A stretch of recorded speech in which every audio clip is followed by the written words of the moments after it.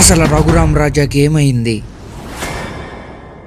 ఏం కాలేదు జస్ట్ అద్దం పగిలింది అంతే.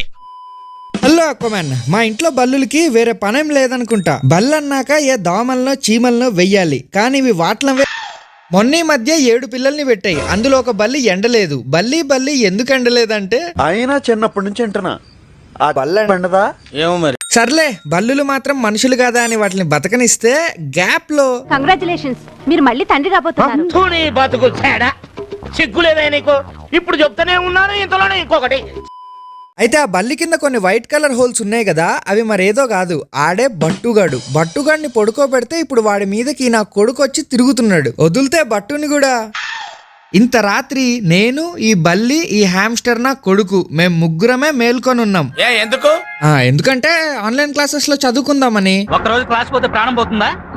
ప్రాణం పోయినా పర్లేదండి, చదువు కోసం ప్రాణం పోయినా పర్లేదు, కానీ ప్రాణం కోసం చదువు పోగొట్టుకున్నా. నీలాంటి మంచి స్టూడెంట్ ఫస్ట్ టైం చూస్తున్నానయ్యా. అయితే అసలు ఆ బల్ల అక్కడికి ఎందుకు వచ్చిందని ఆలోచిస్తే, జనరల్ గా బల్లులు దోమల్ని తినడానికి వస్తాయి. అయితే అక్కడికి దోమలు ఎందుకు వచ్చాయని ఆలోచిస్తే, దోమలు జనరల్ గా రక్తం పీల్చడానికి వస్తాయి. అయితే దోమలకి జనరల్ గా థర్మల్ విజన్ ఉంటుంది. సో అవి టెంపరేచర్ బట్టి అక్కడ ఏ ఆబ్జెక్ట్ ఉందని కనిపెడతాయి. సో బుట్టలో ఉన్న బట్టు వాటికి ఎర్రగా కనిపించేసరికి ఇక్కడ రక్తం పీల్చడానికి ఏదో జీవి ఉందని అవి దగ్గరికి వచ్చాయి. అది తినడానికే బల్ల అక్కడికి వచ్చింది. అంటే ఇప్పుడు కొన్ని దోమలు బుట్ట లోపలికి వెళ్తే అవి బట్టుని కుట్టొచ్చు అన్న డౌట్ వచ్చి బట్టుని తెచ్చి నా రూమ్ లో పెట్టుకున్నా. A person who thinks all the time has nothing to think about except thought.